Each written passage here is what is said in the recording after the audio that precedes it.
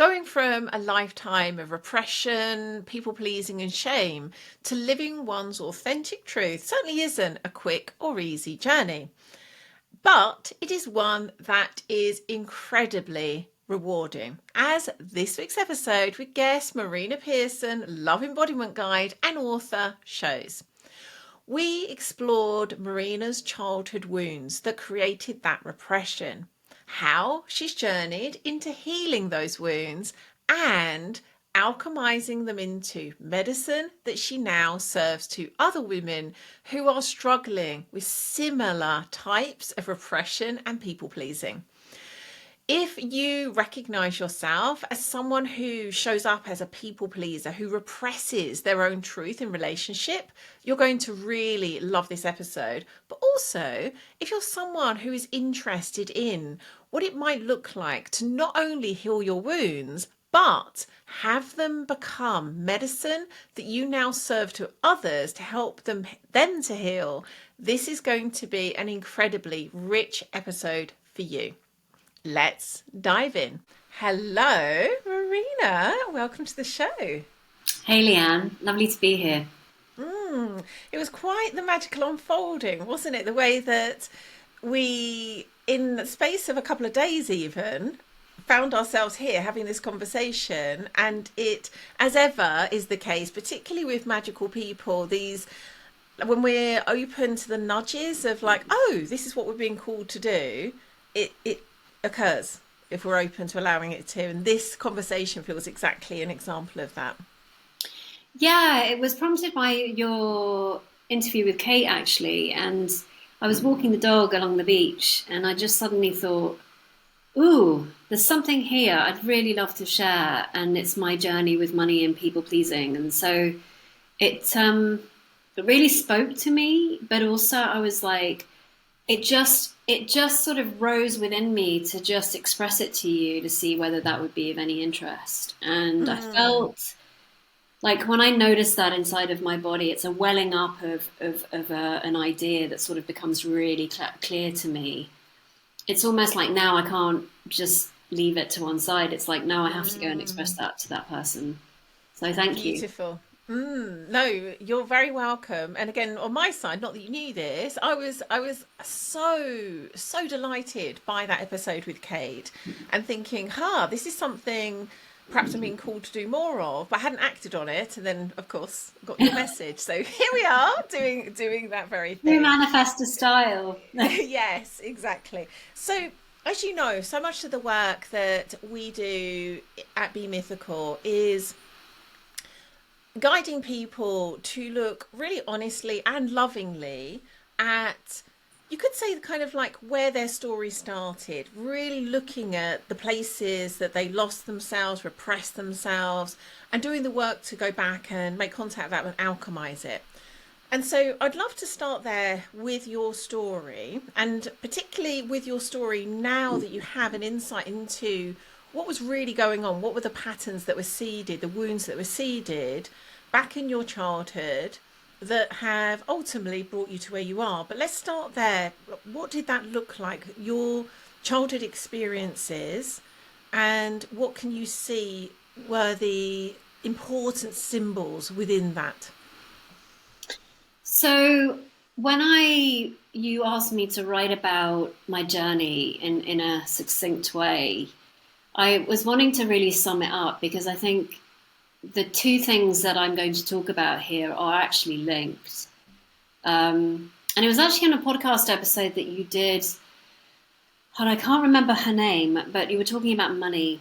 And she was saying it was a symbol of the masculine and provision and safety and so forth. And I really got a lot out of that podcast, even though I can't remember what her name was, which I'm really sorry. I think it was Stefania Germano. Mm-hmm. Exactly. And when I did Waking the Wild Medicine, I had an inkling that I had some people-pleasing stuff going on, but I wasn't particularly all that sure. But it became really, really obvious to me over time doing the work with you and Jonathan that was really the pattern that I'd been living into. And And what I hadn't seen so clearly, and now with the work I do with women, was that it was really about seeking safety from the outside, and especially when it came to money. And so for me, money is it represents and is symbolic of masculine provision. And I had a weird and wonderful relationship with my father. He was a lot older than me. Well, a lot older than my mother, a different generation. He was born in 1917. Oh gosh. He married super late. He was 58, I think 56 years old at the time. And he'd lived a bachelor life, and he'd actually been in the army. He'd served his country in the Navy during the Second World War. So, you know, he'd lived a really intense life, and suddenly he found himself with two daughters, which were on my mum's side, and me. Suddenly, out of the blue, I popped out. And I was really unexpected. So I don't think he was like thinking, well, yay, I'm going to get married and I'm going to have a kid. That wasn't really on the cards. And so your mum brought two daughters into the marriage that weren't your father's children. I'd never realised that before. And so they'd lived a lifetime already when I showed up. And it wasn't easy for anybody, I don't think, because they were quite used to having their life there. They'd also moved from Switzerland to the UK. They were adapting, and then my mother gets pregnant, and it was a really difficult pregnancy as well. So, you know, I was thrown statistics, which is like, you're only a 5%, 5% chance of being born. And I'm like, okay. However, the outcome to this was quite an absent father. He did the best he could, of course. And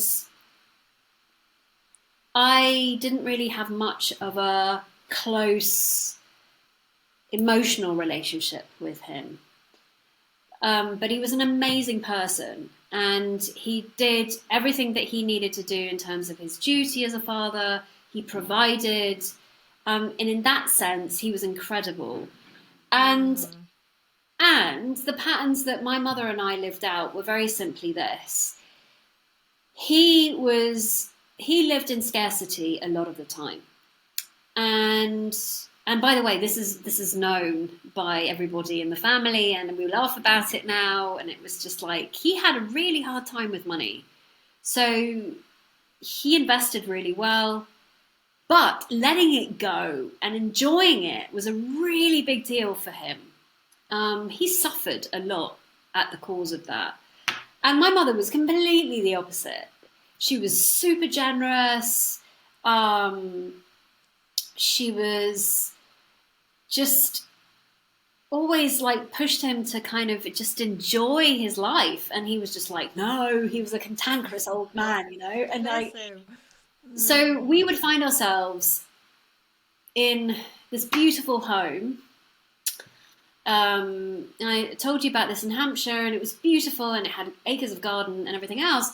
But the heating, central heating, was not allowed to be on. So I remember having to walk around with my jacket on at home because it was so cold, because we weren't allowed to put the heating on. And so then he would come back from his journeys and he'd be like, oh, God, it's very cold in here. Why haven't you got the heating on? My mother was like, because you tell us we're not to.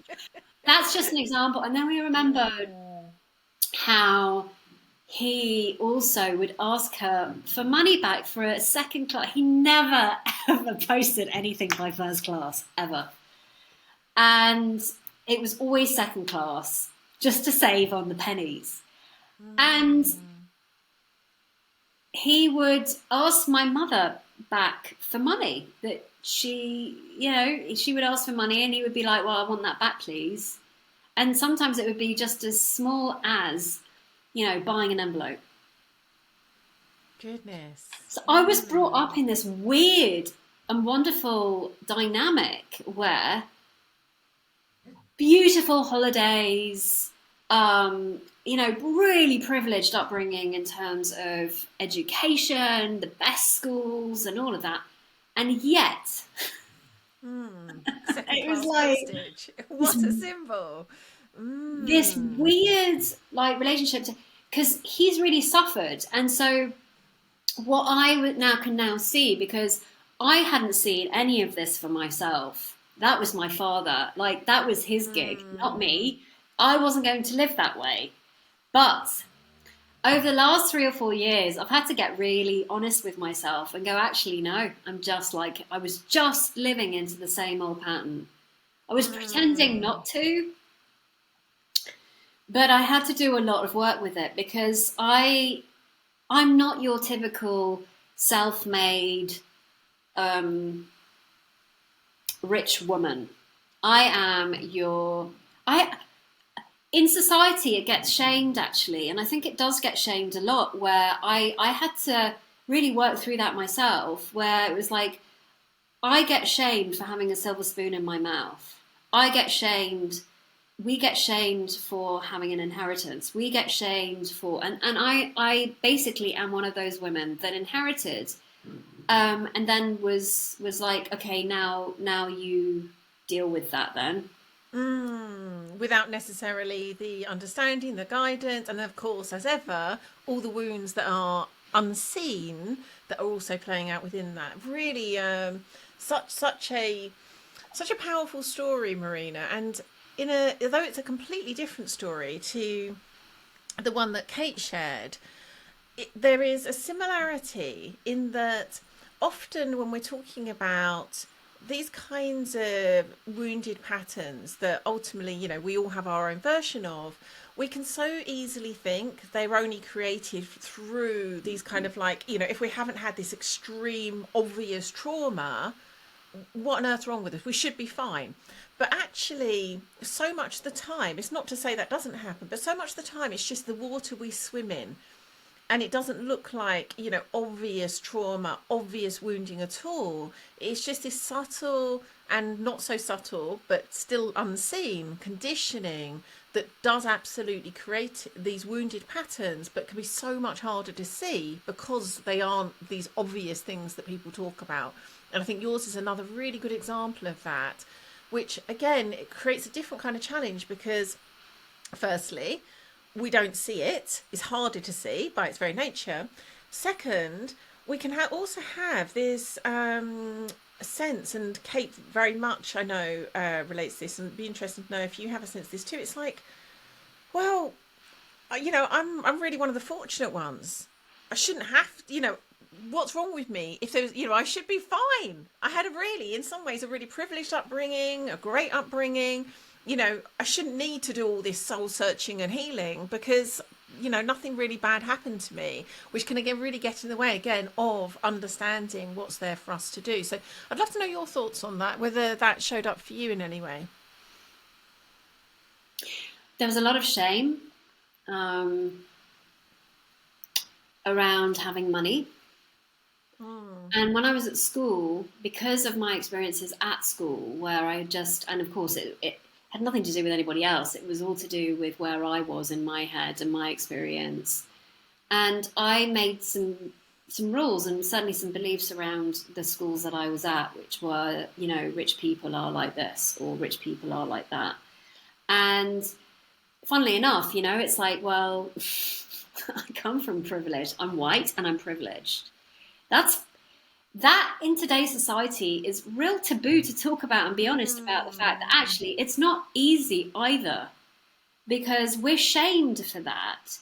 You're privileged, therefore there's nothing wrong with you. What are you talking about? Think about all the poor people that have no money and you're just a little rich girl that has, everything that she could ever possibly want and la la la. And so that's the narrative. Because I've had hard conversations with people in our community about this. And there's an expectation that if you have money, you're supposed to give it to me. And it's like, well, no, actually. And that's been huge for me because the journey started at that point for me, I think, when I was a teenager. I realized that I didn't really want to be around these sorts of people. It seemed to me that they were not very heartfelt. It was very materialistic, etc., etc. My mother was not like that at all. She lived in that world, but in terms of the values that she had, they weren't like that at all. And my father wasn't like that either. So I was surrounded by people who were very materialistic, and I didn't vibe with that at all because I deep down I'm a bit of a hippie, and you can find Mm. me wearing flip flops in Bali and going to a static dance, and I'm just as comfortable as going to a really posh dinner and having 5-star restaurant cuisine that exists. Anyway, I when I got to university, this was really a big eye opener me. I ended up hanging out with people that really struggled with money, that they didn't come from the same background, and I made a conscious choice to hang out with them. And I remember having a conversation with a family member, and she said to me, why do you deny where you come from? And I just hit me, and I was like, because I want to fit in Mm. with the people that I think are cool or whatever it was at the time. But what was interesting about this was that I created an entire world where, because they didn't have, I would give. I would Mm. give. So come and have dinner. Oh, I can't. Well, don't worry about it. I'll pay for that. Let's go here. Don't worry. I'll pay for that. Mm. Don't worry. I'll pay for that. I'll pay for that. I'll pay for that. I'll pay for that. I'll pay for that. And it's a bit like, and so, yeah, to me, it suddenly, and at the time I wasn't conscious of this. I just knew it was a way in which I could help and support and so forth. But there was a lot of shame going on around where I'd come from, my background, being privileged, and it's almost like it was my way of giving back, like, no, please like me, Mm. I'm okay. Um, so there was this sort of real underlying whole bunch of stuff going on around that. And then I Mm. inherited money. Can we just hold Yeah. on I think we'll come back to this, but what I'd like to do now is take it almost like a slightly sidestep, because knowing your story, I know there was also so much of this playing out in your intimate relationships. So Yeah. really, both were forms of people pleasing. But I'd like to now look at kind of when you now look back, what was going on in your relationships, what patterns were showing up there. So once again, I was in rescuer mode and overgiving mode, and pick men that ultimately didn't have what I had, and so therefore I could look after them. Um, and oh, money doesn't matter. Money doesn't Mm. matter. It's love is what matters. And over time, I started to see that actually, no, it did matter. It did matter. And I'll go into a little bit more about that in a moment. But for now, it was very much like my realization was I pick these men so that I can look after them. And Mm. so if they have less than me, they won't control me. And it also means I can actually look after them and they won't leave. Mm. And um, I became like a bit of a mother. And Mm. it was a very much like a son mother dynamic in that sense. Don't worry about that, I'll pay for that. Don't worry about that, I'll pay for that. Don't worry about that, I'll pay for that. Mm. And then also, I just because I'd love for you to share how this showed up in seemingly more subtle ways, where there was that as the overall, and I think that description of kind of more of like a mother son dynamic says a lot. There's a lot in that those archetypes and that archetypal relationship. But I know there was also, whilst you were kind of giving all of this care and provision to them, there was also real holding back on your own needs, your own desire, your own truth. Hmm. Which again kind of makes sense when you see it as a mother son dynamic, because why would there be a place for that? But I'd love to hear you speak a bit about that, because I know that's been huge, realizing like how that was all part and parcel of this same dynamic, where it's like it's give, give, give, and not express anything that's really going on for you at the deeper level. So would you share some of the ways that that would literal examples of the kinds of things that you just wouldn't be able to express? So I started to resent, really. It was just, I remember this one time where, well, there's quite a few times. I don't really want to go into which relationship it was with and who it was, but um, there was a relationship I was in where he would drop the ball a lot, and in the end, I would have to end up paying for things because he'd not sort of taken care of whatever he needed to take care of. So I ended up being the one to forfeit that bill. Then there was another situation where he brought value to the relationship, but not money. So he would fix things around the house and help me out that way. But what was interesting about both of these situations was that I put up with them. It wasn't a question of like going, actually, hang on a second, this doesn't work for me, and I need to have a conversation with them about this, because I can really feel that I'm feeling super resentful about it, and it creates this massive drama. Versus going, actually, my truth around this is this, and I'm feeling into it, and I can't see this working. How are we going to make this work? So to find a way together, or possibly to talk about it openly, doesn't have to be resentful or whatever. And so what I found myself doing was just resenting and not talking about it, and making myself be the victim, and going out with friends and complaining about my partner, but not actually really solving anything, and not being honest and truthful about how I was feeling about it.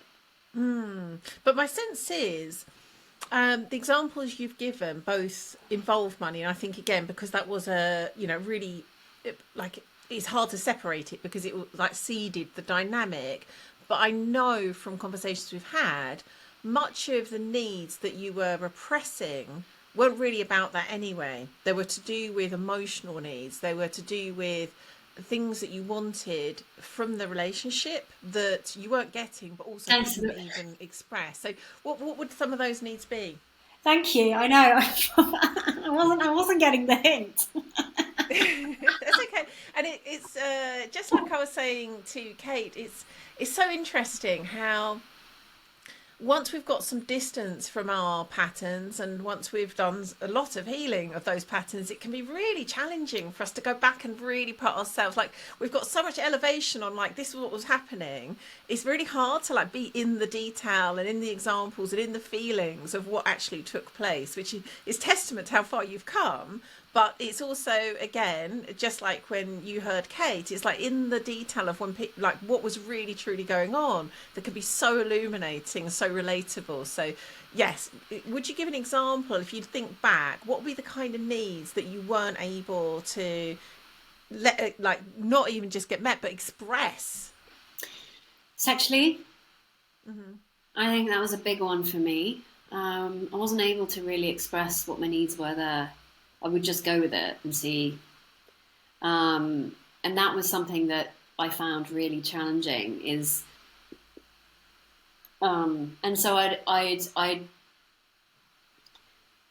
wouldn't know what I even liked, or what it was that I wanted from my the bedroom. Like, did I like penetration? Did I not like penetration? Did I like foreplay? Did I not like foreplay? Did I want more of one and less of the other? Were there any kind of like sexual desires that I had? So all of that was just kind of locked away, actually. Um, and interestingly enough, I locked myself away. I really did, sexually.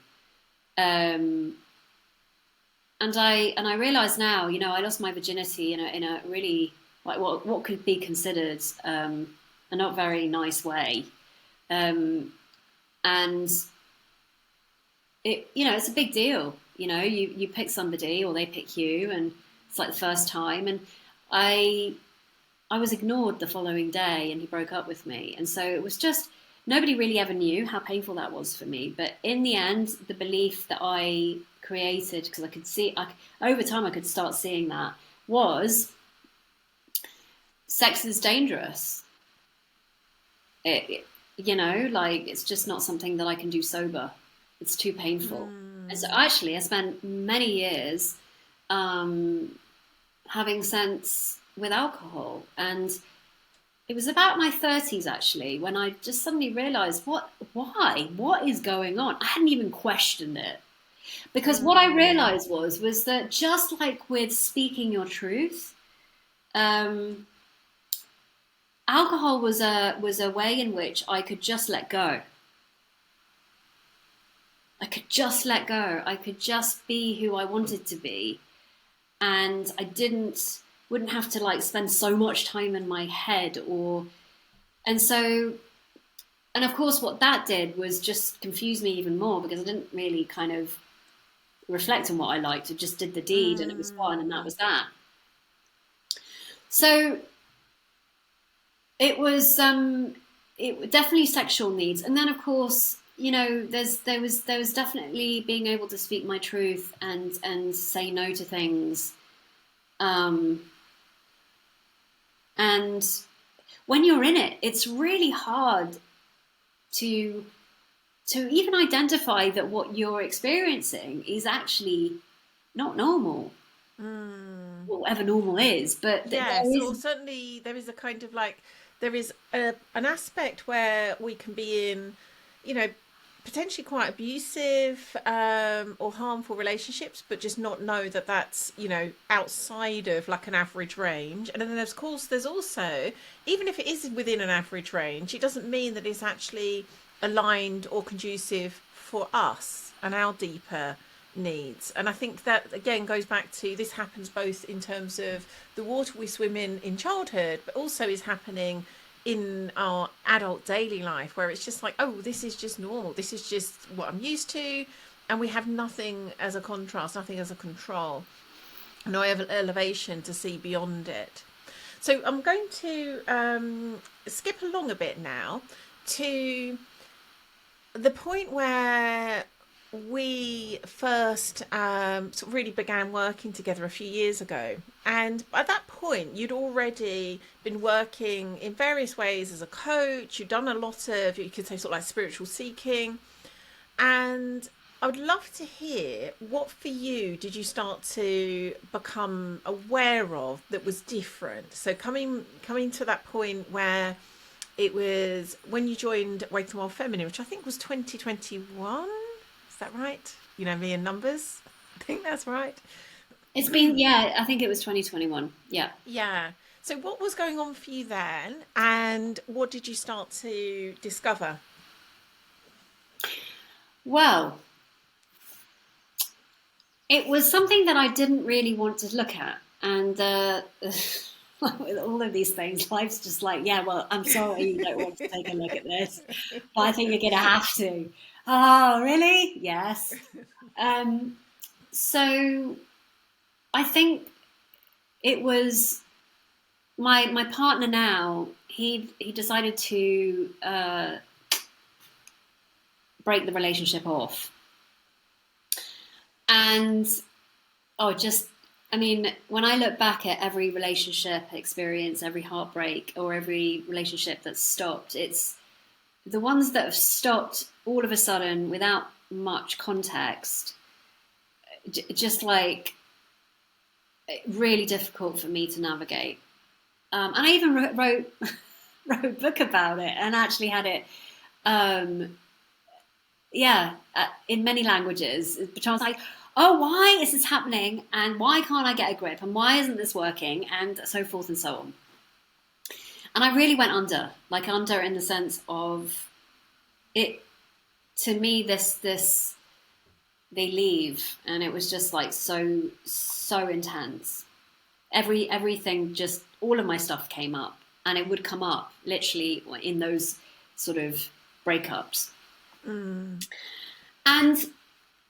I was like, I really need some help and really need some support in this. And so I went on Facebook, and not that I was looking per se, but I suddenly saw you offering Waking the Wild Feminine, and I just thought, ooh, it just really spoke to me. It was different to what I'd been doing in the past, because of course I spent about 10 years on the ascension path.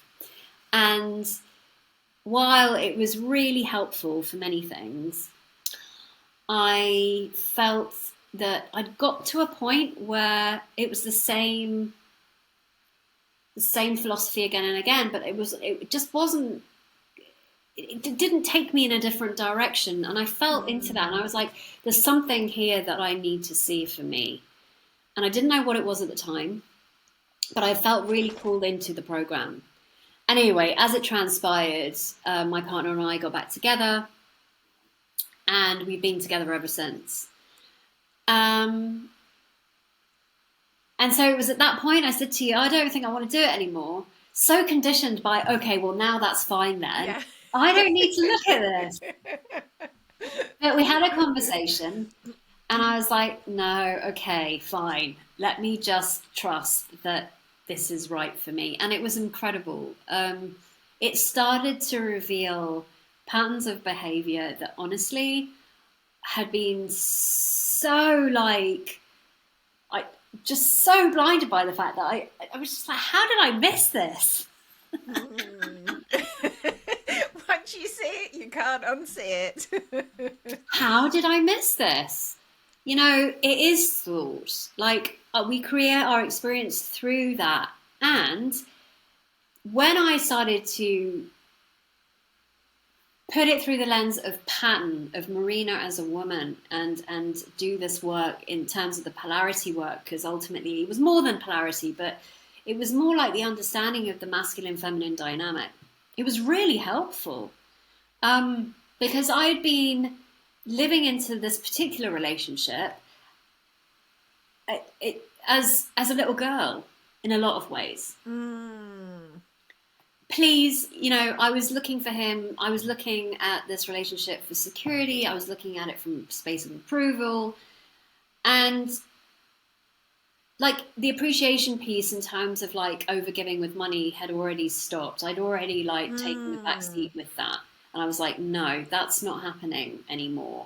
Can I And just jump in here? Because yeah. there is something really beautiful in this, and I just want to illuminate this for people listening. The way that as we go on our journey through life, particularly if we have been in some kind of healing spiritual work, often the roles we'll play, the patterns we're in will shift, and the archetypes we're playing out will shift along with them. And that can make us think, oh, because I'm now not doing the thing I used to do, I'm now okay. I'm healed. I'm whole. Everything's resolved, and not see that the patterns have kind of just shape shifted and are taking on a different form, and yet we're still playing them out. And sometimes I might talk about this as kind of going from one end of a shadow pole to the other, where we're still in a wounded pattern, but we're in the kind of the opposite end of the wounded pattern. So it's like, great, I fixed this. I'm no longer doing that thing because I'm doing the opposite thing, but we're still doing it from a place of wounding. And I love what you've said here. It's so beautifully put, as in you've spoken so clearly about the archetypes here, that you were the mother and your partners were the little boy. And then because of the work you'd done, you were ready for a different pattern to play out. You were the little girl and projecting daddy on your partner. And it's like, okay, there's a whole different set of archetypes, like the opposite archetypes, and yet still coming from the same underlying kind of wounded need to project your needs out there and see if you can get someone else to meet them. Bingo. And so it's so helpful when we can start to see this. Again, this is why so much of our work is based on archetypes and based on this understanding of these ways that will kind of like move from one place to another, and without recognizing the wider context that's happening in, we can think, oh, it's done, this has changed, therefore I'm all good now. And it's like neither you or your current partner were available to play the same dynamic out that you had in the past, and you were ready to actually move beyond even that.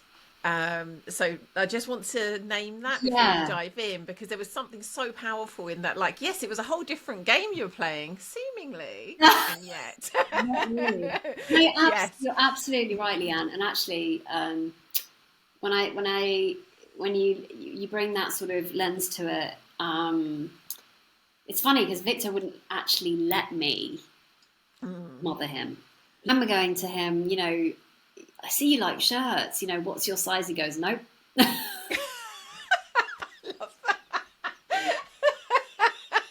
thought, oh, okay, I won't be getting him a shirt then.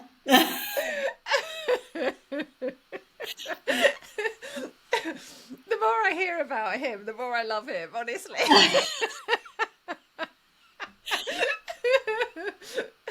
But I could feel like this was a really different dynamic. Like he was in his masculine, and I used to go for very feminine men, and I realised that it didn't actually really work for me, or didn't really turn me on. In some way, shape, or form, I found it a little bit dangerous, but also the being with take it like a feminine kind of guy didn't really work for me either, because I would lose that sexual connection.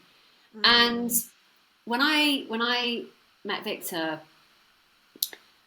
I was like, oh my God, I'm in trouble, because it felt so different, and yet it was a dynamic that I'd been looking for quite a while. In that I was like, he's a guy. It's like a real masculine Spanish man.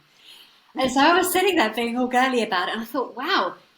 And so I'd started some polarity work then, and I knew that there was something in it for me to really delve into, which is why I then decided to do Waking the Wild Feminine, because this is a massive blind spot for me in terms of masculine feminine dynamics. And I felt like I'd met my match, and yet there was stuff that I still had to work through, which was really about being able to ask for what I wanted, being able to say no to things, being able to, especially because now I was with a masculine man. There was no way he was ever going to second guess what I was thinking. There was no way. I mean, he even said it to me at the beginning of the relationship. He was like, just ask for what you want. And I was just like, why? Why can't you totally understand what I want? Like, that's ridiculous. And like, why do I have to be the one? He's like, just ask for what you want. It's just like really simple for him. And so there was this rant in my head about, well, why can't he just be thoughtful?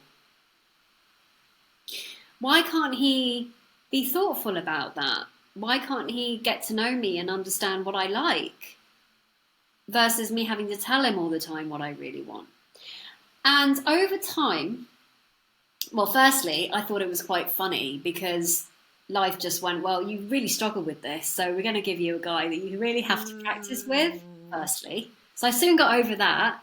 I'm really good at asking now for what I want with him. And sometimes he goes into massive resistance, but I just let him be with it for a bit. And he'll come back and he'll either say it's a no, or he'll go, yeah, I can work with this. But it takes time to get to know that other person as well, and what they're into, and how to navigate them. But the no piece, this was an interesting one, because he said to me, he's like, I've never heard you say no to me. And I thought, well, I need to start changing that. I made myself really available. And I think, in part, that's been my journey that I'm still working with, because we don't live together. He lives in a separate town from me. And there was a big journey that I had to go through as well, with regards to, is this really what I want? Do I want to have a relationship where we don't live together, where it's part-time, but it's not really part-time? It feels like a proper solid relationship, but we just don't commune together and live together like the traditional way. And over time, I've come to see the wisdom in that. But primarily there was a big opening for me sexually, and I never really experienced anything like the sexual relationship I have with him, and I don't think he had ever done either, actually. So we connected on that level in ways that I'd never connected with any man before, and I think in part because I would always pick a guy that wasn't necessarily fully in as masculine. And I would also say, and as she would like to take it, go somewhere else with this now, I'm really seeing something important that I know has been such a vital part of the work and the journey for you. So, actually, this is perfect example of the very thing I was about to say. So, you'll remember over these years of the work we've been Will in I? together, the times where I have annoyingly said, Mm. Yes. focus on you, Marina. What's going on for you? And then you're like, that's not what I want to hear. And I know at times, that was the most frustrating thing, because we can so easily be focused on what the other person's doing, what they're doing wrong, how they need to change, how they're not meeting our needs, how they need to do the healing work, so on and so forth. It's not to say, none of that potentially could be happening. And yet, if we truly are devoted to healing, to individuating, to union with our own soul, that's not the place to focus. And in so much of what you've just been sharing, I know you've journeyed through that so deeply now. It's almost, again, we can so easily forget where we've been, where it's like, yes, he was a very different man, he is a very different man to the men you've been with, but you're also now a very, very different woman.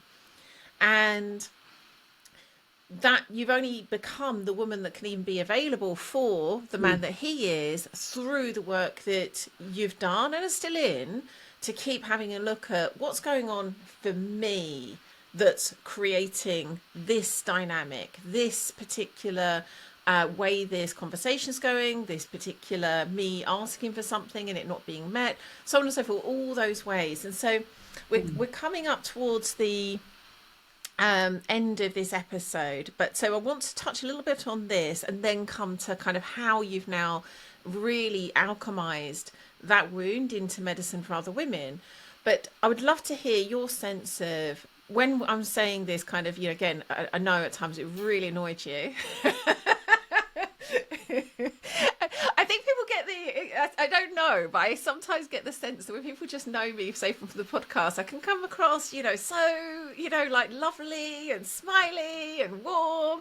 And then there's another side of me that it's not that I'm a horrible side of me, but there's also this kind of like dog with a bone, just like keep bringing people back to where they need to be, which I know for you, it was me saying, focus on yourself, Marina. So I'd love to hear what was going on, why was I saying that? And what have you seen was there for you when you did indeed focus on yourself? So it's really easy to focus on somebody else's behavior and make that the reason why you feel a certain way, and what they haven't done, what they didn't do, what they are supposed to be doing, how they're supposed to be. And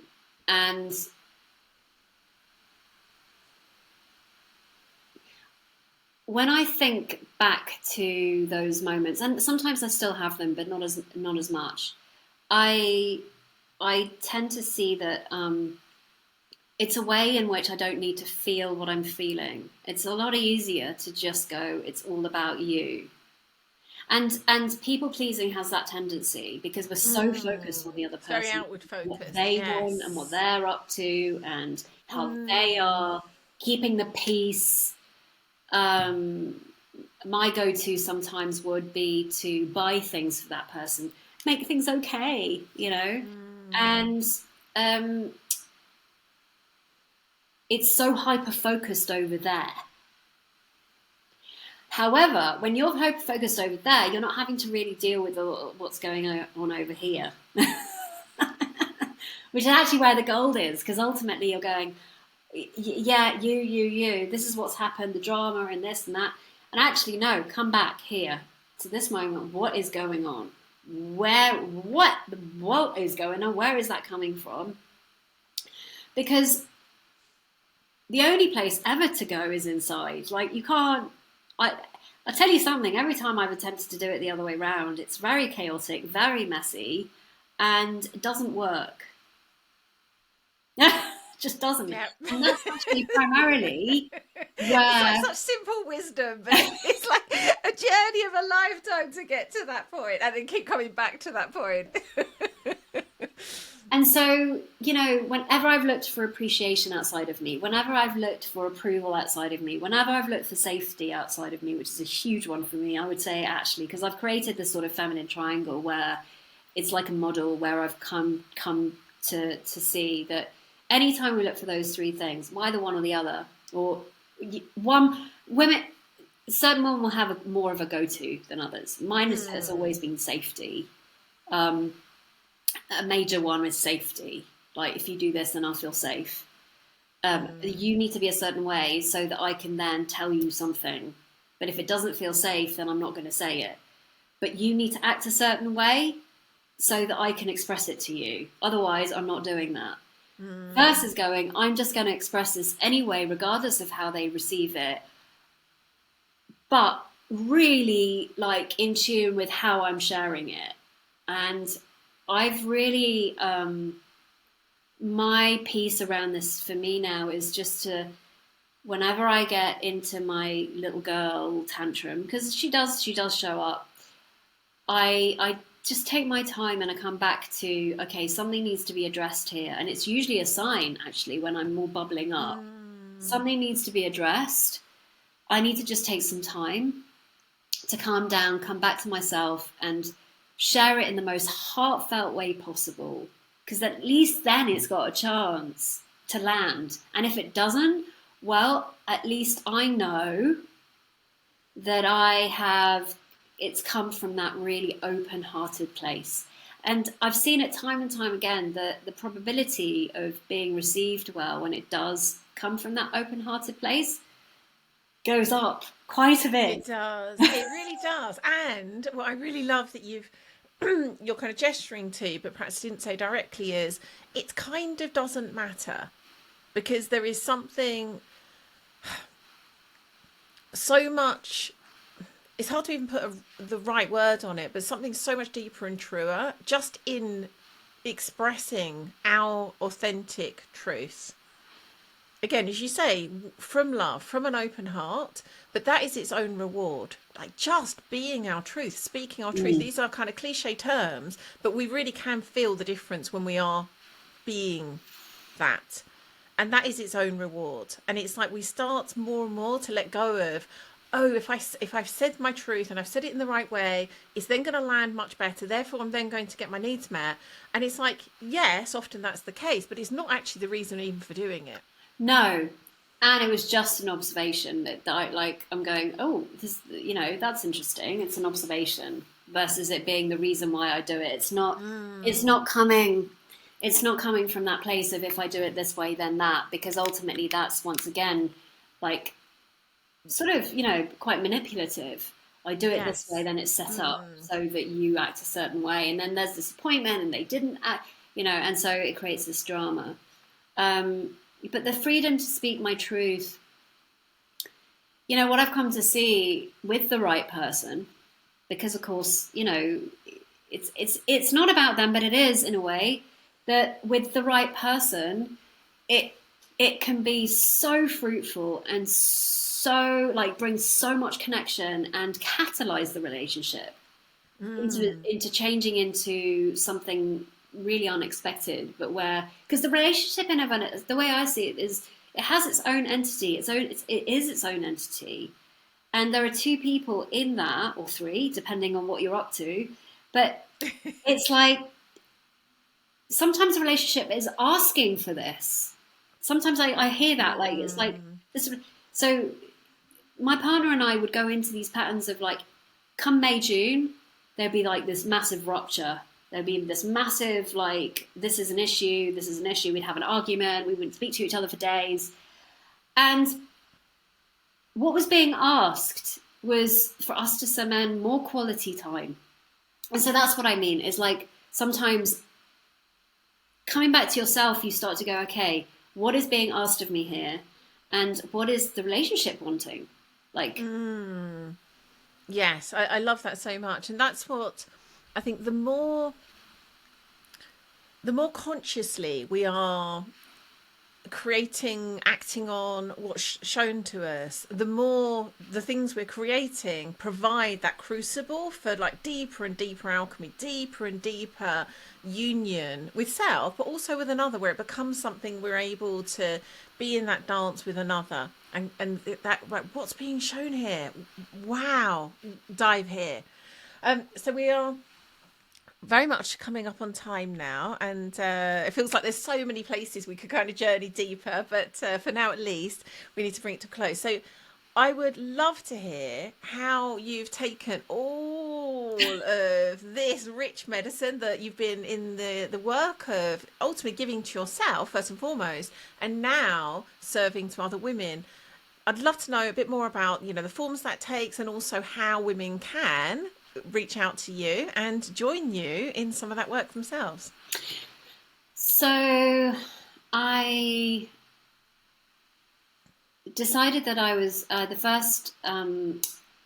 Well, it all kind of unfolded, and the Unshackled brand was born. So I suddenly got this image of this heart that had been shackled, because what I realized was when we were going to people pleasing, our heart's closed, even though it may seem that it's open, but it's definitely closed. It's a way to protect ourselves from the world and from that mask. And so I suddenly got this image of this heart with loads and loads of chains over it, and I thought, wow, okay, that's cool.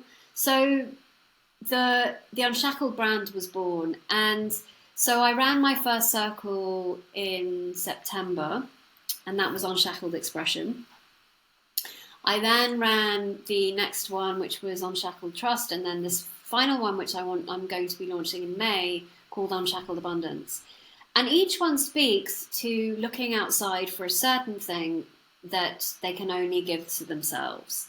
So I realized that when women, as I mentioned before, look for safety or approval or appreciation from the outside, they go into these weird and wonderful behaviors that either lead to repression of expression, that lead to overgiving because they're looking for appreciation from the other, and or they look for approval, which basically means that they end up like just not trusting themselves at all, because they lose sight of what their values are. Because they're just saying yes, and subjecting themselves to somebody else's reality, versus actually going, what is my reality? And having like, I can trust myself. So what I realized is that each of the circles, and of course this has been an unfolding because the expression one was very easy for me. Like that was obvious. The next one came. And so it's been like, I've been shown what's next. And so this last one is Unshackled Abundance. And this one is really about women who, like myself, would get into a relationship and just overgive, provide. And the outcome really is that they are able to discern whether or not they want to do that, because there's nothing wrong with that. There are many women out there who are breadwinners and they want to do that because they want to go out and they want to work, and that's all great. But they're not doing it from a place of, if I overgive, then you'll stay and you won't leave me and you won't abandon me and we'll be together forever. And or, actually, no, that doesn't work for me. I don't want to be the one to provide. I want to be looked after, even though I may well be the breadwinner, because actually I'd love to be, that would be just something that I would really feel nourished by. So to me, it's really an exploration, because I've seen it time and again. I don't know about you, Lian, but I've seen it time and time again. It's like the rules around the breadwinner in polarity work. So much of it is the man has to provide. And it's like, well, yeah, but he can provide in loads of other ways. He doesn't need to provide financially. And sometimes it's just not, it's just you know, a woman was like, no, I don't want to be at home with the kids. I want to go out and I want to earn money. And it works beautifully because she's really clear on what she wants. So I don't buy into this idea of the woman having to be the one that sits back and has the guy, provide financially, if that's not right for her, if it's not aligned. But for me, I love this. So sorry, yeah. just to, I think this is another great example. We were in this conversation earlier of how there can be such wisdom, such illumination, such healing in so many different types of work and methods and ways that we can understand more about ourselves. And if we're not also in the kind of wider, deeper work of recognizing, like, whatever the thing is, we're going to project our stuff into it and have it be this kind of set of rules, this way that we contort ourselves, the way that we continue to abandon ourselves, the ways that we blind ourselves to repression that's not just still going on, but perhaps is exacerbated because we're now trying to fit ourselves into whatever shape this particular work, in this instance polarity work, but it could be anything. That's something that, as we really devote to the great work, and I wrote a long post on this the other day, which I'll make sure I link into the show notes here, when we have that devotion to the deeper great work, which I know you have, Marina, where we really are, like, honestly wanting to see all these different parts of ourselves, bring them all back into conscious alignment, into the whole, it then allows us to discern, just like you're talking about. Okay, so there are some, I guess you could say, sort of underlying energetics that we might look at something like polarity teachings and say, oh, they've really, helped me to understand these things about myself. And these perhaps literal, I guess, manifestations that are said to be this, like, therefore it has to be this way, this way, this. That's not true for me. And to cling on to that actually means I'm having to repress parts of myself that I'm ready to bring back. So I love that you've named that, because we will do that over and over again until we can see, oh, there's a pattern here taking place. And I love the way your work is like saying to women, there isn't a one, like, I'm not teaching you one way to be in relationship. I'm teaching you how to bring all parts of yourself into relationship. Which I absolutely love. So please continue. But I think there's something so important to name in that kind of what you're illuminating there. And this individualization was such a big key part of the piece that I hadn't really sort of focused on for so many years. I poo-pooed it. And actually, when I went into Waking the World Feminine, I was like, yeah, let's see what she's got to teach me. Oh, boy. I'm still here 3 years later, and it's still a journey with you and Jonathan. So I realised that actually,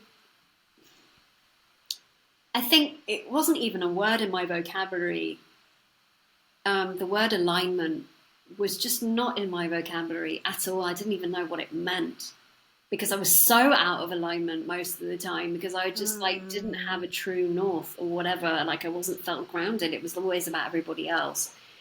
That the practice of what is my truth around this for me, not my parents' truth, not society's truth, not polarity truth, what is the truth about this for me? And getting to that truth isn't so easy. Like, it can be, because there's a lot that gets in the way of that, and is that truth really your truth? Or is that somebody else's truth? Is it your mother's truth or your father's truth? Did you just borrow that truth for a while and you were wanting to give it back? What if you were to actually come to that truth and realize what that was, but then that meant at the cost of what? So there's a whole, speaking your truth and honoring, it seems like such a simple thing, but it's not. I can guarantee it's definitely not, because it's really nuanced. Whose truth is it, actually? Because if there's any kind of shame there, if there is any kind of not wanting to rock the boat, I mean, any kind of conditioning, that's not truth. You think it's your truth, but it's not really your soul's truth. Your soul's truth is usually like, oh my God, it's like, but that would mean I would have to do this and that. Yeah, I know. that the truth? And there's just such resistance to like getting to that point, because it's just like, well, if I had to do that, then all of this around me would have to change, and that's way too Mm, painful and too much for me to handle. So for me, the island B is really about women being able to sort of honor, express their truth about these subjects, and embody that for themselves. And of course, today's truth may change over time. mm, It's not a fixed thing, because circumstances change, because you change. And as you thought your truth was X at some point, because of your experiences and what you then journey with and so forth, your truth can morph and change into something else. I used to think this, but now I don't. Now what I'm feeling into is this. And it can also be a chapter of your life, etc., etc., etc. So it's a moving target truth. It's not like, oh, this is mm. it, and this is I'm taking it to the grave. Usually, that's also quite Yeah. dangerous. So it's an exploration around how they feel about money, where that sort of lens comes from, the provision, the not provision, the what is their truth around that? Have they been overgiving? What is going on there, and so forth and so on. And for me, this unshackled abundance is really about them coming back to themselves and understanding where the overgiving comes from, and so they can move through it and come out of it the other end having a real healthy relationship with that, in terms of just going, actually, no, I want to give today, but it's not like it's a prescriptive thing. I'm not allowed to. Because you can go to the other side, right? It's like, I've been overgiving and now I'm going to shut everybody out and I'm going to be really stingy. That's what happened to me, actually. And it's so nuanced, and I'm still in it for myself. So, yeah. Wonderful. So, where can women find out more about that and also the other work you do? So, marinapearson.com, that's where all of it happens. And for this particular circle, it's marinapearson.com/unshackled abundance. Wonderful. And I wholeheartedly recommend Marina and all the work she does for any women listening to this that are hearing something of themselves in your story, their own version. Of course, we all have our own unique version, and yet those archetypes, those patterns are ones that each of us will live out in our own ways. And there's a particular way that Marina's medicine is the medicine for those particular expressions of those wounds. So really encourage, if you're feeling a connection to everything that Marina's shared, that you have a look and see if Unshackled Abundance is for you. Oh, Marina, this has been delightful. Again, so much. It's like every now and again we'd get to this little sort of doorway, and like, oh, should we go through there? Oh no, let's just bring ourselves back. Otherwise, we'll be here for days. But this has been delightful. Thank you so much for sharing your story so far, your mythical journey so far, at least. Thank you. You're very welcome, Lian, and it's been an absolute pleasure to be here today with you and to share my story as it's unfolded. I very much hope you enjoyed watching that. And if you did and you're not already subscribed, then do hit that bell thingy and subscribe to automatically get each fresh new episode as it's released each week. If you'd like to find out more about the work we do at Be Mythical to guide and support old souls in this new world to live their own unique myth, do hop along to bemythical.com and you'll find out all the ways you can join us and go deeper with us on your own mythical journey. Lots of love for now. Mwah. See you again next week.